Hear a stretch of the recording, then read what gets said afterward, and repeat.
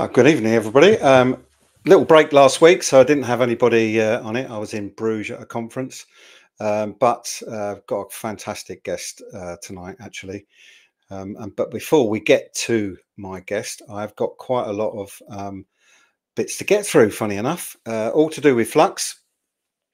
And the first one, of course, is that the next Flux exhibition will be next May, and I will just bring this up. So submissions are actually open. If you are an artist and you'd like to take part, please send your work in for Lisa to look. She's an amazing curator, so it's worth putting your stuff in. If you don't get in, you don't get in, but if you don't try, you don't know.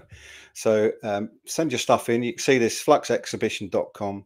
You can go on there and there's all the details on there, and then you email your work in for her to look at.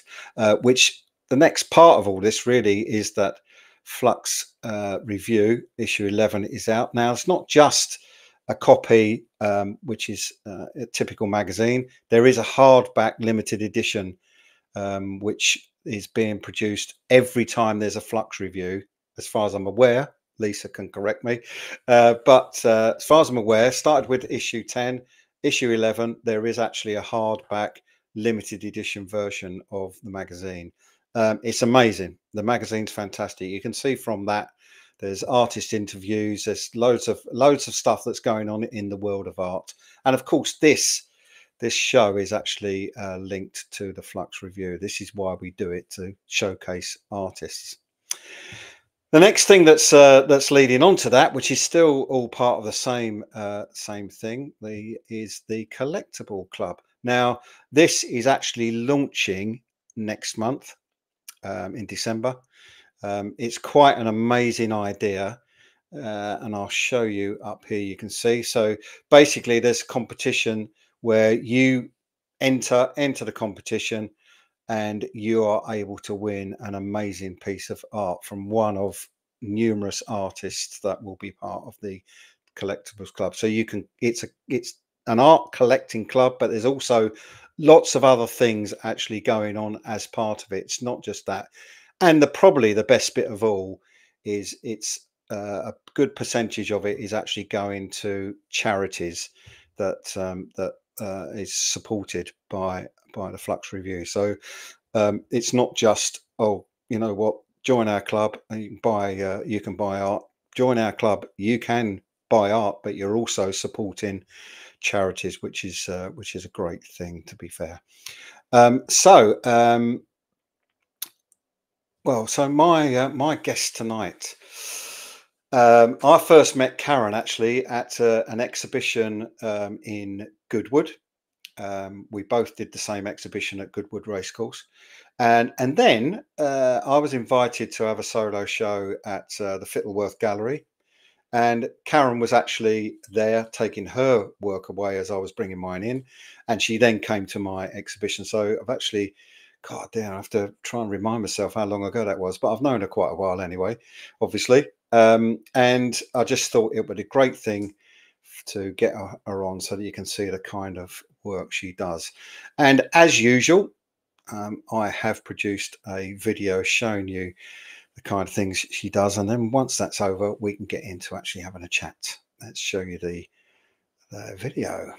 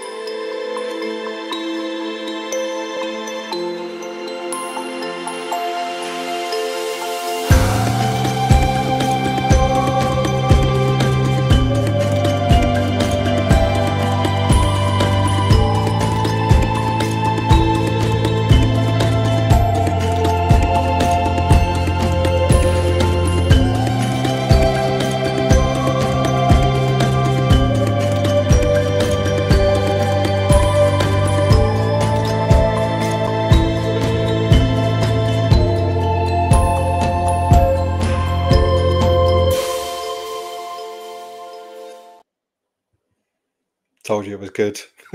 Stunning amount of realism in those pictures, in those in that artwork as well. So, Karen, hello. Hi. Wow, that was amazing. Thank you. Yeah, that's my pleasure. I do that for everybody, just to give everybody a bit of an idea of what Sure.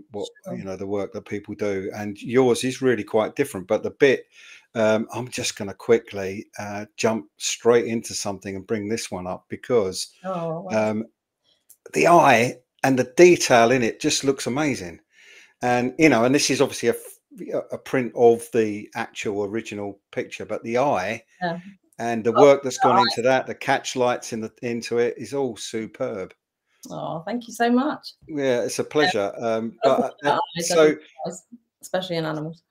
well, yeah, I'm going to I'm going to get into that a little bit. First of all, though, how did you start? What made you go down the art route in the first place? Well, it's something I've been into really all my life, I suppose. I was always it's one of those subjects I was really good at school. Um, and then I didn't really take it up. I just kind of doodled and did lots of bits and bobs sort of throughout my life, but then didn't come back to it until later. A friend of mine, I was boarding dogs at the time, and I was looking after her. It's a new client, looking after her dog. And for some reason, we got on to talking about art. I think she'd seen maybe a picture of mine on the wall, and we got talking about art. And she said, "You have to come to this class.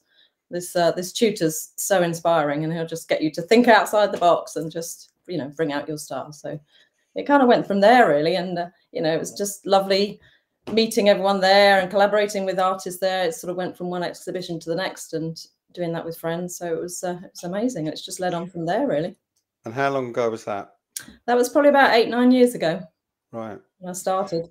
So, okay, that's 8, 9 years ago. You started. This is where you started. Yes, yeah. Why animals? What's the draw? I've just animals again is another thing of mine. I just absolutely love animals. I've worked with animals and been to South Africa a lot. My mother-in-law had a place near Cape Town, and I was just so inspired by the whole country, everything about it, and animals in particular. I'm just drawn to. I'm an animal person, so I've Yeah, but it's I mean it's one thing being drawn to them, but it's another thing drawing them. yeah, So where's that? Do you photograph them and draw it from that, or do you sit there and just get a flavour of them while you're yeah. painting? I mean, it's hard to draw animals from life, really, because Yeah, it's yeah, move. yeah, But yeah, I get references really, yeah, reference photos which I've taken myself. I've used other yeah, people's photographic work really, and it's yeah, just changing it up a little bit. I mean, I mm, started off quite photographic, or trying to get that realism.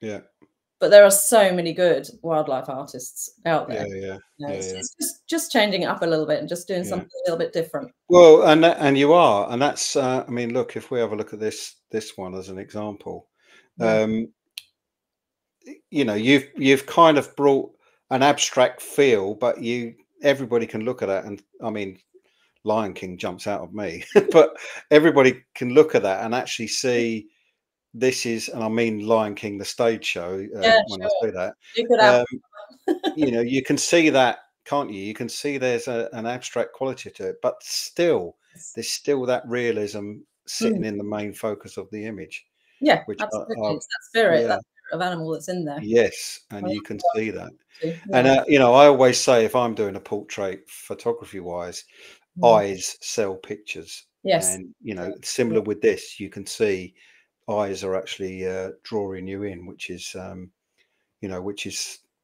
pretty cool. Yeah, I Very mean, cool. it's got to be something with animals. Obviously, they don't smile for the camera.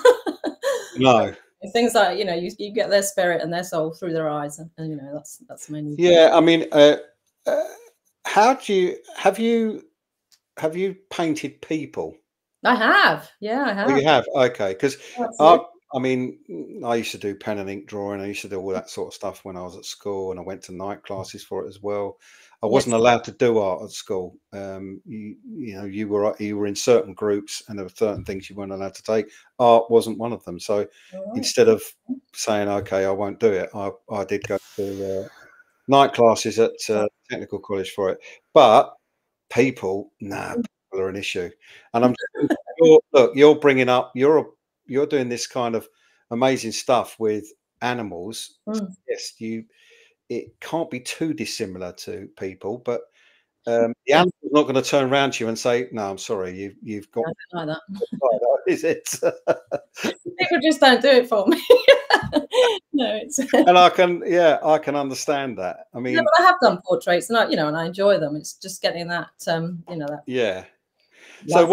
what I like in particular is, we'll bring another one up over here. For example, I love the way that this is. You've taken the the animal, but you've really given it an abstract feel. But the abstract feel Yes. is setting the scene. Yeah. Yeah. Yeah, It's it's funny. This one started off as a complete abstract, and I had it up for sale as an abstract without the rhino in. Um, but this is what happens with me. I do these I do these abstract paintings. I've got a couple yeah, behind me, and it takes a while sometimes for me to then see the animal in it. And yeah, I was yeah, yeah. asked by to do a painting for Save the Rhino for charity Mm, work. And I looked at this painting and I just saw the rhino in it. I just thought that's what this painting's been waiting for. The rhino. It's there. yeah, it's And so brilliant. it just worked perfectly well with that Well, painting. it does, and also, so it kind of. And the And then colours. my next question is going to be, how do you determine what your color palette is? And I think in this instance, Yes. if you've created the abstract first, then what inspired you to go down that particular color route? I did have somebody I interviewed a couple of weeks ago who loads of her work was purple. Yeah. Just had a thing about purple, so that came into it. But is that, Yeah. This. are there particular colors you like to work with? Yeah. I'm very drawn to these. I mean, this. I mean, it's very African. That kind of Yeah, yeah, nature kind of gives you the colors, and nature gives you the colors naturally. But then I just enhance them. I just I love those saturated bright colors. I love to it just gives impact really. But that those colors I kind of associate with Africa, and that warmth and that that glow. But orange, I'm really drawn to the color. I don't know why I always paint this. It's always got an orange in it. Yeah, and most of my paintings. yeah. And so But here's an abstract. Yeah, Hazy Days. This is called, but this yeah, is an abstract.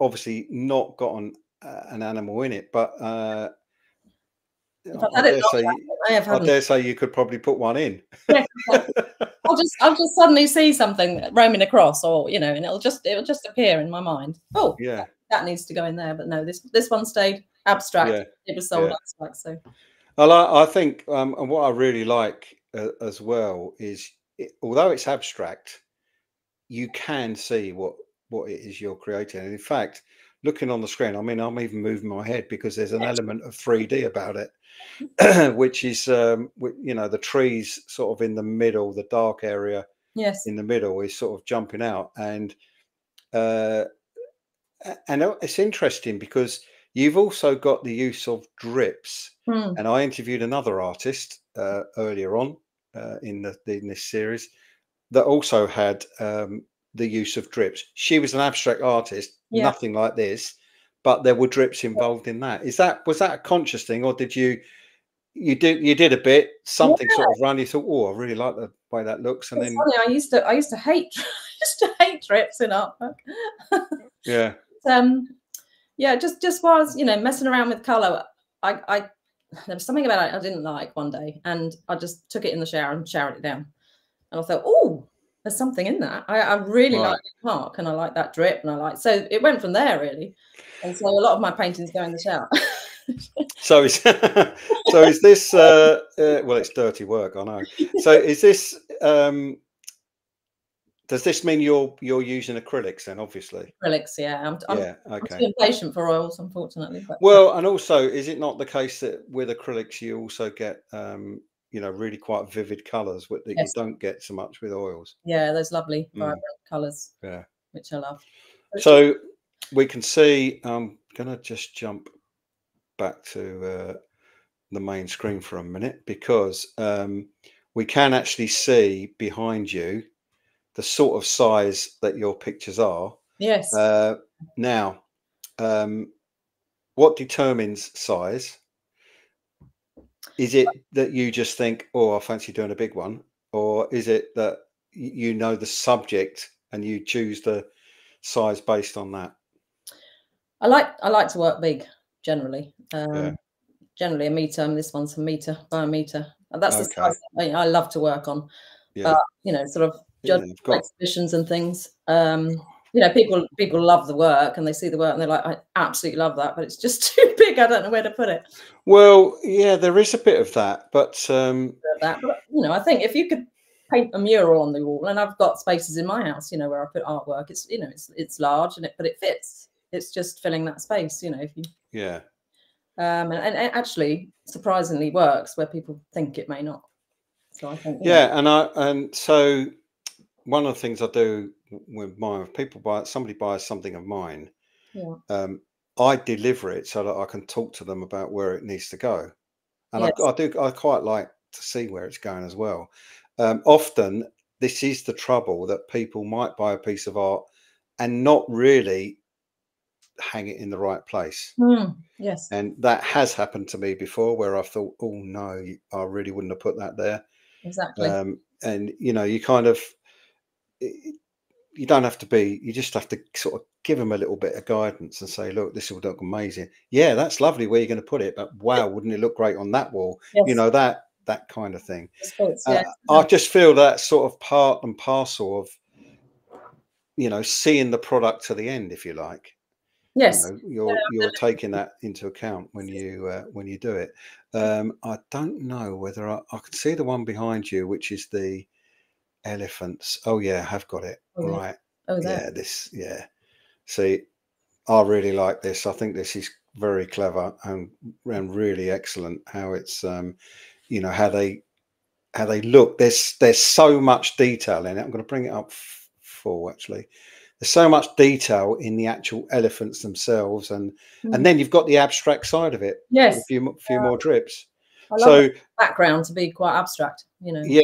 So if you are, as you suggested, taking them in the shower, The background, not the elephants. I was going to say, so you take the background in the shot and then you put the elephants on. The elephants. Look, everybody's got their, which is what I found fascinating about doing this series of interviews. It's everybody's got their own techniques, and Yes, pretty much everybody I've spoken to has got their own thing that other people don't do. I do. And Yes. someone watching this might think, "Oh, I've never tried that. I might give that I a go." might have a go. And then go in the shower and find the whole lot washes down the drain and they're back to where they started. Trying to do that for. This is another question that I often ask as well. So Michelle Watson, who I interviewed quite early on, almost second or third interview I did, Yeah. she paints straight onto the canvas. Hmm. So what do you do? Are these all? Do you prime them? Do you put a base coat on? What do you do to start before you start anything? They come pre-primed. They come pre-primed. Okay. Pre-primed, but then Yeah. I go straight in with the background. I go straight in Yeah. with the Yeah. pretty organic Yeah. really, and just work in the colours and from Yeah. there really sort of add the animal So or not, or well, yeah. So now look, we've done the oranges, I know there's a lot. There's a and lot. we're now moving on to the yellows and the blues and the greens. So yeah, it's a similar thing, isn't it? Although this is different in the respect that you got the bees actually on flowers, which in the other abstract ones there's not that. No, However, it wouldn't work if they weren't there. no, they look a bit. Well, it Yeah. could work, but it may not. No, well, they need to be on something, don't they, for it to work really well? Yeah, And so, abstract for a long time. sorry, That was abstract for a long time, and I just was didn't. it? What was I thought something's got to go on here. Yes. I wasn't sure what, and Uh, it worked with the bees. It was just so it's interesting because if I jump back to this one, for example, yeah. and I jump back to this one, what you're actually doing when you're putting, apart from the elephants, but what you're actually doing when you're constructing your and putting your artwork together and putting the animals and bees and what have you in birds in them, you are using you're using a photographer's trick. I don't know if you're aware of that. No, not. And you're also using, and we're not doing it here because of the way we are, but you're also using an interviewer's trick, Oh, okay. which is the rule of thirds. You are putting your subject Mm. a third on the canvas in from one side. Yes. Yeah. So yes, and it's interesting how you probably, if you don't know that, you'll find you do it naturally. Yes. So you'll probably see now, if you watch an interview on the TV, now the person being interviewed Hmm. will be over one side and not looking directly at the camera. They're talking to someone else. Okay. It's a technique that they now use in interviews. And if you're doing a portrait of somebody or setting the scene, as a photographer, you put people in the thirds. Yeah. It just sits right It's with your actual brain. Yeah, Yeah, aesthetically, it it's sits right. in the composition. You don't want everything Yeah, simple, so it but that does change if you are doing a full blown uh, kind of portrait. I mean, look, you've done it a little bit with this one. You've pushed it over yes, to one side, yeah, but this one needed to be that in had the to middle yeah, to do what you need to do. And similarly with this one, yeah. it needs to be the focus. So and also I I was could feeling be this. I could be telling you what you're doing. This makes me laugh. I know Uh, you I can only tell explained you my work. from I the love way it comes to me, it. Yeah. right, as the viewer. Hmm. But you're also doing something that I do, which is you're drawn to the lighter part of the image. Mm, So your eyes, you're drawing people in with the eyes. That yes. little area is a little bit lighter than everywhere else. That's where you want people to look. Yes. Yeah. Um, Focal point. yeah, and it becomes a It's slightly focal off point. again, isn't it? It's slightly off again. Yeah. Oh, this it's slightly off center, but it's but then you know you've got all this abstract ish. Uh, then you come up with this one, Yeah. which is fantastic. Now, I've done a zebra picture, but in my picture, it's two women that are zebras, Yeah. and I spent probably 60 hours Wow. getting the zebra stripes right. It's so difficult. It is so difficult because they are so different. They are different. So let's take this picture for example. How many hours work is something like that? That took a long time. It just took weeks of on and off, really. I mean, Hmm. I work on a few pieces, and this is one of them that I had to pick up and put down. I just it was just sending me crazy, Yeah, especially with the two of them. You know, in the stripes with the two of them. yeah.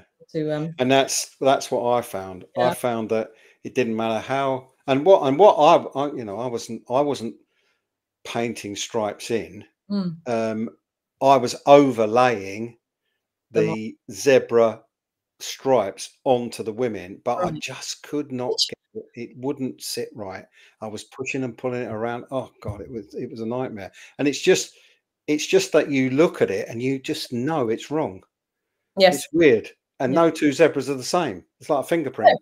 exactly, Yeah, exactly that. quite incredible. Yeah, So you've obviously you know done quite a bit of research on your animals. So whereabouts, we've already said South Africa, whereabouts in the world have you been to look at the kind of Africa mainly, and Asia, sort of around there, and Europe, yeah, New Zealand. I mean, New Zealand. Yeah, didn't really go to see the animals, but no. it's Africa mainly, and Kenya. Okay, so is that most times been a holiday, or have you gone right? I'm going there now because I need to for my artwork, Yeah. and which kind of leads on to another thing is, Mm. did you just go to yourself, I'm a full-time artist now, No, and not that's at what I'm all. doing? Not at Okay, all. so what did you do? No, it did. Well, at that time, I was bringing up the children and boarding. You know, dog boarding. Work, Oh, okay. and I worked at Wildlife Aid for 5 years. Yeah, just helping there. I mean, Oh, brilliant, yeah, brilliant. So okay, so that still leads you down the animal road, which yes, is yeah. I knew I wanted to work with animals, so you know, I've always kind of gone into roles that involve working with animals. So there's a line on your website which I'm going to read out, which I absolutely love. Oh, Animals are refreshingly unaware of their beauty when only survival is the key. So what a shame we can't be like that, isn't it? absolutely. That's what I love. That's what I love about Yeah, animals. I think yeah, it's, there's no yeah. false, I know. Yeah, you don't. Well, I've seen it sometimes, but only because they look and think, "Who the hell is that?" But Yeah. you don't often see an animal standing in front of a mirror thinking, "How good do I look?" Do you? To be fair, And yeah, couldn't give a damn. I nearly said couldn't give a monkeys, but yeah, they are um, stunning. There's such a yeah. variety out there. I mean, it's just incredible, really, the variety of animals. And So you're basically using your work as well to sort of raise awareness in some respect. yes, Is that the case? yeah, some of the vulnerable species. And Yeah, I've done work for charity. I love to donate to yeah, charity and yeah, contribute some of my work, yeah, to different causes, which has been amazing. It's yeah. lovely. And it's, one of the art fairs that I did do, I met a lady she did a lot of equine work, and she then started Artists for Painted Dogs, which, supports a lot of charities, a lot of African charities and Hmm. for endangered species. And she asked me to join, her exhibition. That was in lockdown, actually. So it was an online exhibition, Okay. which was Well, fantastic. I mean, it's interesting as well. Another little bit on your website. We'll bring your website up in a bit. Another little bit that jumps out at me is that mainly a self-taught artist. Although you have said you went to, a few Yes, yeah, workshops. I think what that also does is it means that you're not really influenced by anybody else in terms of how you do what you do, and therefore it becomes a real journey of discovery in terms yes. of what you're doing, and experimentation, which you've already alluded to with the "I take my pictures into the shower."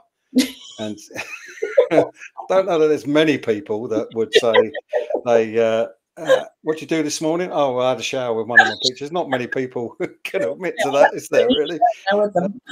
People in white coats will be turning up thinking, They what will the be soon. hell?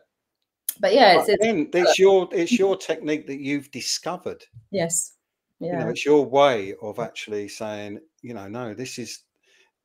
I say this a lot. I say this a lot to artists, mm, that it's two things. You're leaving your mark. yeah, Your work's going to be on someone's wall in 100 years' time, long yes. after we're all gone. So Um, and also that um, your style is what people will go, oh, I know who that is. mm, And I think that's the thing. There's quite a lot of artists now who are doing a lot of different work, which is great. But there's also an awful lot of artists that are just doing the same thing. yes, And suddenly it becomes a little bit too much. A little bit like going abroad and going to a bazaar and finding everybody selling the same bag or the same yeah, T-shirt or something. mm, It's not.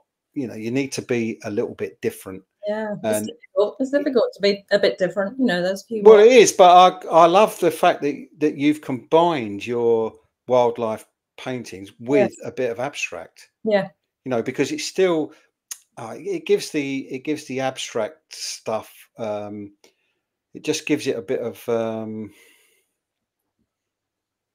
I don't know. It gives it something different that people would not normally see. I've yes. got I've got another one here, which Mm, again, look.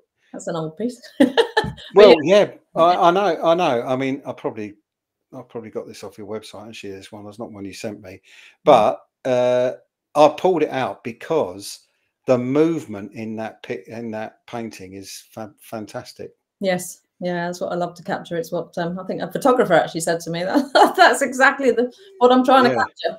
yeah, it In is.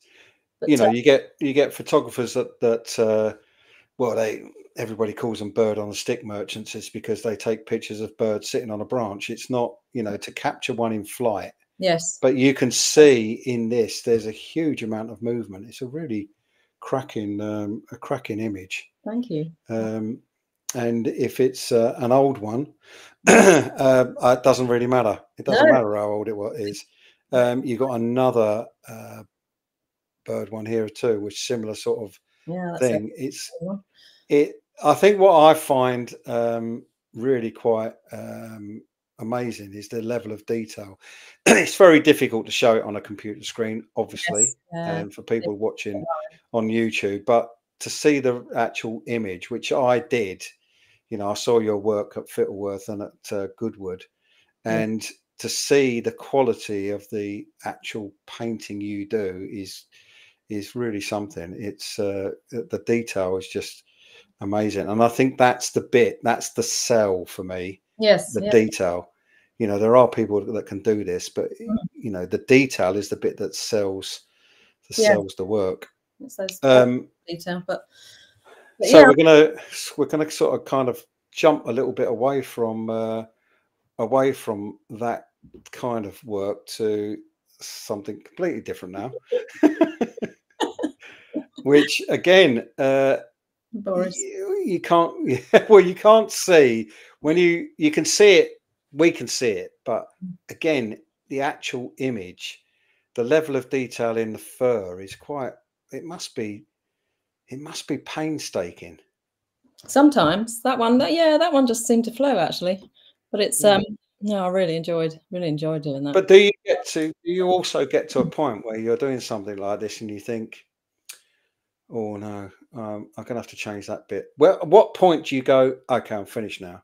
Or are you like most of us and go, Yeah, I it's do. never finished? Never finished. It's never finished. But it's yeah, No. yeah, generally. And sometimes I go beyond. I'm kind of, oh, just going to do that, and then I ruin it.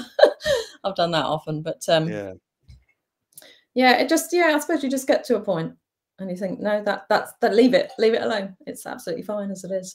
But and it's another thing I like doing actually. Still is the monochrome, the black and white, and I think Mm. there's a tiger in there that you had, and I've done a few of. But it's either, this huge bold color or the monochrome, the black and white. I think it still has that impact, just like the color. Yeah. So there's But yeah, her this was name has just gone straight present out of for my a head. friend's husband. She commissioned me to do this one for Christmas present, and he cried. Yeah. Did he? Yeah, Oh, yeah. It's fantastic. lovely.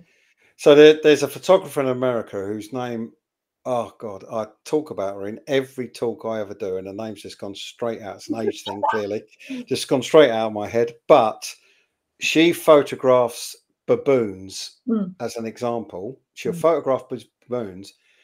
So she uses a ring flash like they do in Silent Witness, which where if you're photographing a dead body, here we go, Oh, photographing a dead body, it flattens the light so you don't get any shadow. You get a perfect, you can see everything. right. Okay. But it does the same thing if you use it to photograph dogs or animals. Yes. She photographs baboons.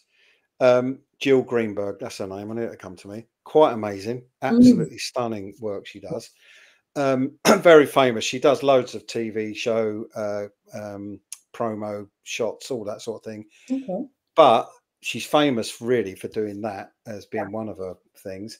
And what the ring flash does, it brings out every tiny little hair. Now that's why I'm drawn to this, Yes. because Yeah. I can see that. I can see that you've gone to that level of detail. Mm, If you were to take a picture of a gorilla with just a standard camera, yeah. you would struggle to get that level of detail. Stick a ring flash on the front and it Yeah. makes all the hairs pop. Wow. But that's what you've got in this image, which is really, really quite something, I think. See, So, I don't know I'm doing it. See. well, no, but that's my point. Yeah. That's my point. The point I make this quite a lot, and I interviewed somebody else, Paolo. We call him the Wizard of Art. um, I interviewed him a few weeks back as well, and we're talking about his art, how he does things, and it's a similar thing.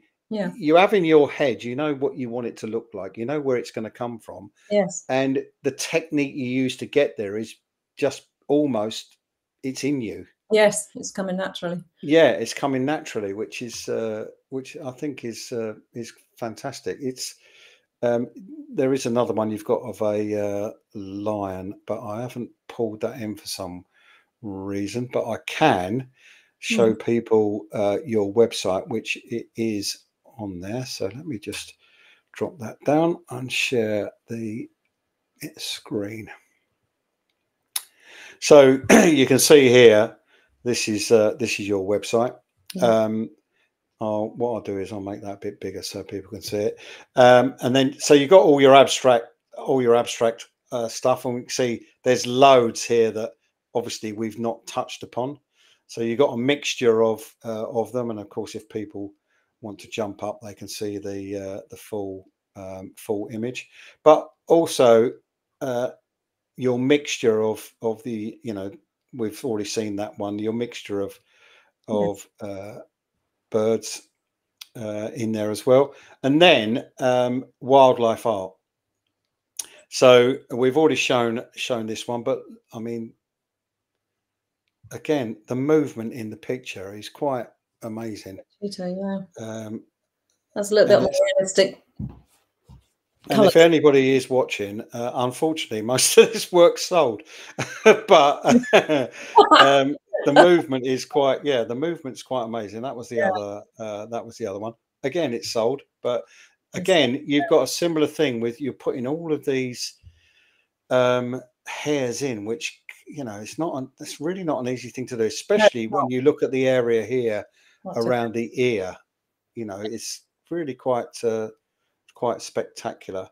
And again, this almost feels a little bit like the zebra kind of feel to the two, but the little jewel on the go. But you have kind of got again, you've got, oh, this one's for sale. Look at that. And got that here. And it's kind of, again, it's the same thing with all the hairs going on, the stripes. I've never looked into it, but I would imagine that each tiger stripe is also similar to zebra in that it's completely unique. Not quite as difficult as zebras, but no, they are particularly bad. So I'm assuming, let's have a little look here for a minute. Yes, that's what I was going to say. So that's obvious here that you've got smaller size images, smaller size pictures. Let me just stop sharing that now for a minute. Is it the case that you also do smaller ones to make them more affordable, or do you do smaller ones because that's just the size that you think that picture should be? It is to make it more affordable, I guess. And so I was reading an article on that recently where a woman did actually say, I'm doing an affordable range because I want more people to have my work. So, which then leads on to another question: do you actually do any prints? I haven't done a huge amount of prints actually, but I did this lion. That is a print behind me. This one. Oh, down the bottom there, the one, and that's Sharon. It is a meter by a meter. So this is a meter by a meter. But so, what size is your actual print? That print is about 76 by 76 centimeters. So. Oh, still quite big then. Yeah, it's not small. I mean, I can go small. I think the size on that one just works really well. That impact. The bigger, the better. So I mentioned the Wizard of Art, Paolo. He has actually popped on, and he's got a little comment. Nice works, Karen, especially abstracts with the beautiful African colours. So Paolo is an abstract artist, right? But there's a real message in his work, which becomes apparent when you see it. And anybody wants to know that, pop back and look at his interview. You'll see what I mean by that.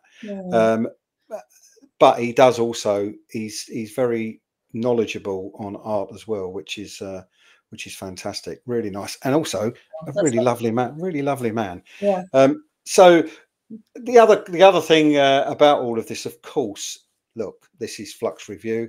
You haven't done the Flux exhibition, but I've snuck in. you are going to apply. So apply. Which there's not, with all the people that apply, there's no guarantee that obviously you'll get in, but this will give you a little bit of a showcase.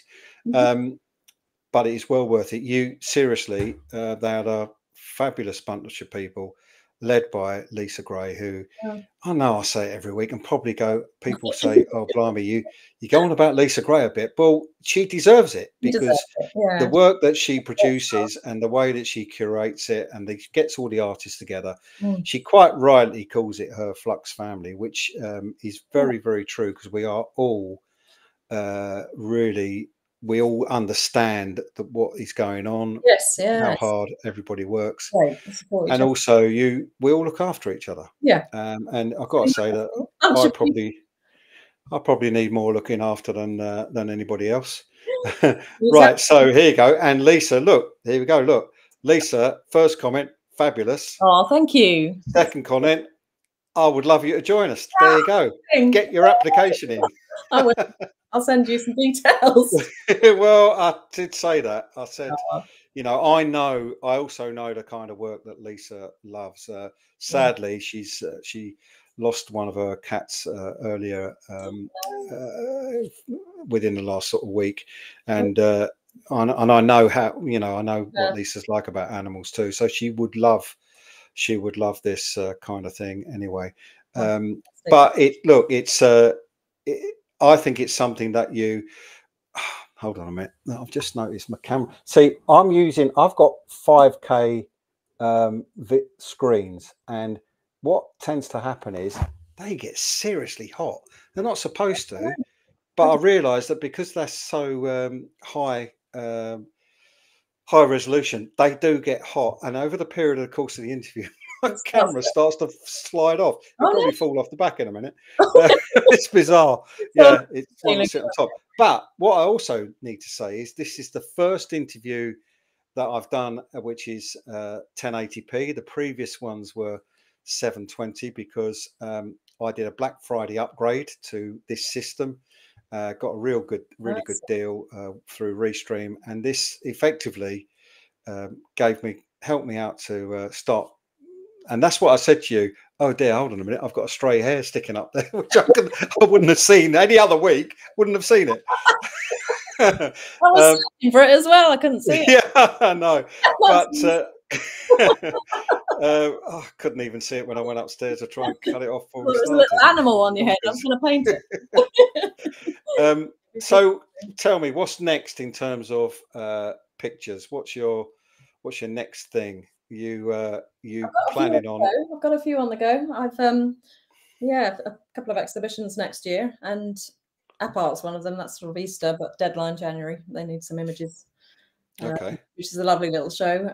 Well, say little show. It's not a little show, but it's a lovely eclectic mix of sort of various artists, lots of sculpture outside. It's a wonderful exhibition. I've been doing that for. Okay. So then another question: when you do your exhibitions, Yes. there are artists that stand there and go, I love my art to do the talking. I don't. No. Which kind are you? Are you the sort of one who's like, come on, have a look at my art, Yeah. chat about all sorts? Yeah, that's how you need jump to down be. their throats. I mean, I like people to look. I like people to look at the art. And I do say, you will always be the best person Yes, to sell your own art, because you know everything about it. absolutely. And I know there are people that do struggle to talk, but once you get into the go of it, I don't think anybody would look at me and think I struggle to talk, because I don't. But but it's also true that you are the best advocate for your own art. Yes, And that's what Flux does is that puts you in the right position with the right people and showcase your work. And that's why I think it's such a fabulous exhibition. Marylebone again next year, and what I like about the venue as well, it's really quite interesting. It because it's a sort of a mix of industrial and not, if you know what I mean by that. It's a mixture of the two. So anybody that's actually watching wants to come, there will be at some point next year, not before, I don't believe, will be tickets available and stuff, but it will start to being marketed before that. main focus now is just getting artists to Yes. apply. Yeah. And it's Well. one of the interesting things. Well, you know, if you do these different exhibitions, Mm. a lot of them are down to the people that organise it and how hard they work. Oh, incredible. And some people don't. Some people just all they want to do is take the money. Lisa's not remotely like that. She cares very deeply actually about what she does, and I think that and we all do. To Yeah. be fair, all Yeah. of us that are involved with it, we all do. It's all we feel. We feel that it's it, it's not just Lisa's. It's all of us. It's everybody's. That's You why it's know, we'll yeah, and that's, everybody. That's what I say. Everybody looks after each other. I've met some fantastic people, fantastic friends yes. Yeah. through it. All have a little bit of a laugh, etc. That's really nice. And really, really worth doing. But more importantly than anything, which is one of the reasons why we do this, is to showcase different artists. So Yeah. the idea being that if someone says to you, "Oh, can you tell me a bit more about yourself?" Mm. You can do that, but you can also turn around and say, "Look, jump on this YouTube channel. I've done a full hour's interview Yeah. about it," Yeah. which then Well, helps them understand your yeah. work. So let's just have a little look in the background there. So uh, you've told us that that one directly behind you is a meter square, but there's one over to your right. I'm assuming. Yep, This one? that looks even bigger. Is that a That is just just over. It's 120 by yeah? 100. Yeah, by meter. Yeah, meter by 120. I think that So is. does that mean do you also have more than one piece of work on the go at any one time? I do. So, and Lots what would we? of So how many would you ordinarily? Because like so, Leslie Oldacre is another artist who does flux. Um, you know, when I spoke to her, I haven't interviewed her yet, and she's on my list. yes. But when I did speak to her about that, she said, "Oh yeah," and if you go on her YouTube, oh, Mm. she does a bit there, and she goes over and does a bit on another one because she's got quite a big studio in her garden, actually, quite a big studio Yeah. that's got them all round, and she does a bit of work because she does oil. She's waiting for that to dry before she moves round.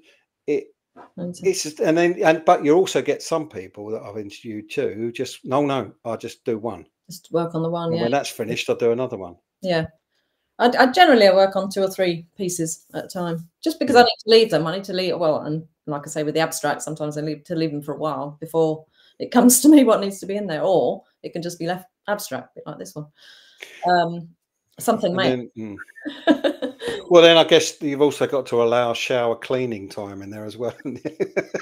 Sometimes I may. I can't get over that. I'll take them in the shower. That's hilarious. No, we're going to live that down now. But again, look, that big one that is behind you on the right, Yes. different colours again. Yeah. So Yeah. so It's what no. actually, if you are doing a bit of abstract work and not you're not going to be putting any animals or anything in it, what determines, is it the first colour you pick up? What determines what that colour palette is going to be? Take that one as an example. Yeah, exactly. I mean, I'll start with a color. I mean, the colors that appeal to me, like the turquoise sort of colors. I mean, I'll throw that on first, and it's just what complements those colors really Right. around it, and then I'll just work around it, and just just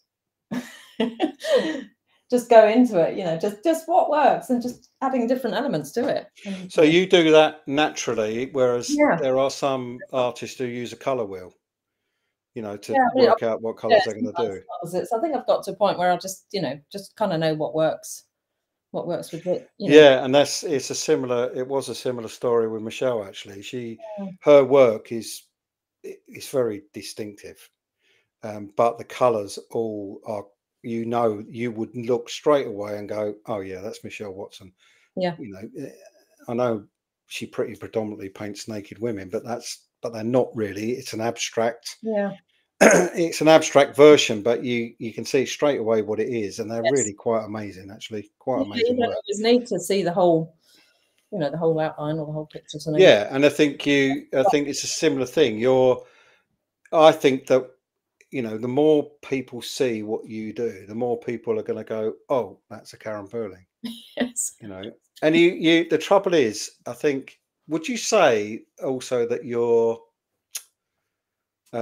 become a little bit in your mind, there's a little bit of you that kind of puts yourself down a little bit? Oh, totally, all the time. I've been told off many times about. Well, yeah, I've noticed it. To be honest, I Yeah. have noticed it while we've been talking, Really. which is why I brought it up. So, Oh, yeah, but you're not alone. no, I A know. lot, Not as an artist, no. loads, no, loads of artists. There is that element of. I mean, I can remember talking to one artist. He said, "Oh, I can't believe I sold that picture." The guy who bought it, he went, "Oh, amazing that you bought that. I was going to throw it out." I mean, you don't say that sort of thing. No, I wouldn't say that kind of thing. Not these days. No, I wouldn't. Have But the point is that yes, there's a real thought of, am I really good enough? Yeah, There's yeah. a real thought of that, and unless you've got the brazenness of somebody like Damien Hirst Oh, or that little lot, then I don't mean that derogatory, that little lot, but what I'm getting at is they've got the confidence to the put it confidence. off because they're confident people. Yes. And unless you've got that, there is an element of, Yeah. I, Is this right? Could this work? What they've been. But it's that's what's lovely about having fellow artists. That I work with regularly. It's we all give each other confidence, and we all kind of. It's just sort of saying, what do you think about this? And just seeing reactions from people. But yeah, confidence has grown. It's growing, and I think. yeah. So, what about any forms of collaboration? Do you do anything collaboration wise, or is it Yes, always I have on done. your own? Always, actually. I've never done solo exhibitions, but I've done. No, I didn't mean that. I meant with your actual artwork. Oh, right. No, no, it's all just me, really. No, no. Yeah, I mean, I've gone very Sorry. totally out of focus. Well, no. All I've done is I've just touched the camera to give myself that youthful look and get rid of all the lines No, uh, uh, that's not. and not show the show that I've clearly had Botox. You can see that, can't you? But no, I think so. I have collaboration with other artists. Okay. I've done a bit with Jane Farley, who's a flux artist, Mhm. and certainly there's a picture behind me on the wall here that I've done with Katerina Diaz. And if I just go back to what I was talking about right at the start with the collectibles club, you can see here there is, you can actually, in the first one that's coming up, the collectible prize is one of Katerina's Oh, okay. pieces of artwork. So that's the sort of thing that's going on. Katerina Diaz, she does a lot of exhibitions. Yes. What's the date? The 28th, right? She has actually just finished a solo show in Lisbon. I think Right. she finished on the 24th, Mm. if memory serves me right. So she does, yeah, she's a flux artist, does some amazing work, and we just went, you know what? Why don't we do something together? Yeah. It's quite interesting how when you do talk to other people and you do think, oh, it'd be quite nice to do a bit of collaboration. Mm. Obviously, mine's different because I'm a photographer, but Yes, yeah. I did actually put Jane Farley. I put her into one of her own paintings, Wow. photographically. So Yeah. that's what I mean. Having a little bit of collaboration Mm. between two of you, which is it just gives Yes. you Thought about a that. different way of looking at something. Perhaps sometimes it doesn't have to be either style, really. It doesn't No. have to be which one you're looking at, but yeah, it does give you that little bit of edge. I know if Paolo's still on, him and I are supposed to be doing something as well. Might not be a collaboration in actual pictures because we're talking about doing a bit of film work together. So Oh, amazing. he film, poetry, you name it. I think he's done it, and probably most of the world knows he's done it as well because he's all over the place. Every Wow. time you see him on Facebook, he's in a different country doing something. So, Yeah. yeah, amazing man. But again, look, this is flux. Yes. Yeah. You meet people, have a big old chat with them, come up with an idea. Yeah. It's amazing Doing what you. it. There is something else about flux too, which I did bring this up right at the start, but the Flux Review exhibition, Yep. sorry, Flux Review magazine, you can actually, again, you can sort of go through and get some sort of interview deal with Lisa to be in the magazine at some point. Artists can do that. She, Yeah. again, it's a curatory thing, so she decides whether you want it. But actually, how I met Lisa, and it was quite a few years ago now, was simply by the fact that she contacted me and said, I'd love to do an interview for the magazine. And then that led on to me doing my first Flux, and I think the next one will be my 6th. Wow. But there are some artists that have done every one. Really? And yeah, Janet Cawthorne, I think, has done every one. There are some artists that have done every one, because we all know this is the thing to do. Well, that sounds incredible. Anyway, we're well, look, we got 4 minutes left, and we might not waste it. Let's not waste it. But what did I tell you about how quick the hour goes? I know, It does go quickly. So we've already said about what kind of things you've got coming up next. One interesting point I'd like to quite know the answer to is that if you say to yourself, all right, I'm going to do a new, you know what, it's going to start a new picture today. Where's your inspiration for, let's say, your next picture? Where would your inspiration potentially come from? I'll either just start with colour. I'll start with colour with the abstract, obviously. Just throw a colour on and then start working around that. See what, but or I'll see an image of an animal, or I'll see an animal and I'll just think, I've got to paint that, and I've got to paint it into. But it's a process, it takes me a long time sometimes to figure it out, because I don't plan too much. It's pretty organic. So it's similar to somebody writing a novel, in that you can also get writer's block. And it's quite interesting. I did in lockdown. Got terrible. I said sort of the year before, I thought, oh, I'd love a year just to paint. Just love a year just to paint, not have exhibitions and all these deadlines and bits and bobs. But we got the year, didn't we? And I just got such a block. Well, we did get the year, and I thought I would do exactly that, but I actually had to. I was working from 7 in the morning to 11 at night, actually making sure my business stayed working. So I didn't get a chance to do anything at all. No, because there was just 4 of us keeping the business running out of, and the other 20 people were sitting in the sun, because we couldn't we just didn't have the capacity for people to work from home or anything, because it just wasn't viable. No, it would mean they would all have to spend a lot of money on computers and software and everything else. We just couldn't do it. But it kind of that's a period of all our lives that we'd rather forget, I think. But what about trips? What about, you got any trips planned for getting some wildlife pictures and stuff? Yeah, I hope to go. My daughter, my oldest, is in Australia at the moment, but I'm going to go down in Bali, maybe go to Borneo next year, sort of February time. Oh, that'd be good. And then Southeast Asia. So hopefully see some animals. So what part of Australia is that? Oh, she's I'm not going to meet her there, but she's all over, sort of working north to south, really. Oh, okay. Because I know, like, Bali from Perth, for example, is just like that's the equivalent of the Australian Spain, Bali. Right. We go to Spain, they go to Bali. But it's quite it's not very difficult. I was there last September, actually. And again, there's some fantastic wildlife. Fantastic wildlife. Well worth getting some pictures, and I look forward to seeing them when you've done some. So yes, look, get your application in. That's all I'm going to say.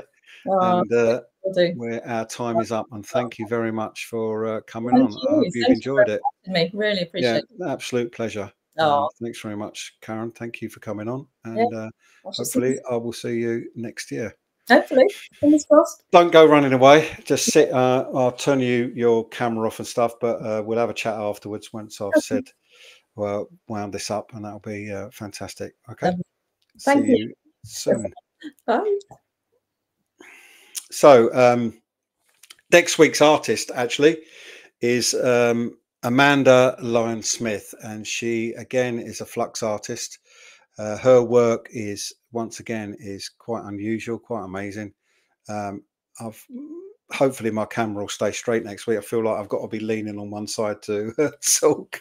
Starting to fall down the back of the screen. But yes, Amanda Lyon Smith next week. And I think that again, that'll be another interesting interview. And people that have been to Flux will know Amanda because she's done quite a few. I've known her quite a few years. Again, it's very unusual work. So I will be doing a post about that on Instagram, Facebook, and then on early next week doing a tech check with her ready for next Thursday. And then we'll see how the rest of the year pans out, because we haven't got long left before Christmas comes around. So anybody out there that thinks, oh, I'd love a bit of art for Christmas, Collectibles Club launching in December. I've already mentioned it loads tonight, but it's launching in December, and this might be the place to actually find what you're looking for. So keep up with what's going on, all the usual places. The Flux Review is on Flux Review on Instagram, Flux Exhibition on Instagram, the Collectibles Club on Instagram. That's just being put together now. Page is up, but it's not anything on there just yet. And then you can go through to all the usual websites. So we do have look, you can follow us, Flux Review, and I'm Art Imaginarium on all the usual stuff, and these are the relevant websites. My one at the bottom there, the Flux Review on the top, and I will see you all well next week. I guess it's these weeks really stream by. It's funny how this year's gone so quick, but I think half the time it's because I do this. So thanks for watching, and see you next week.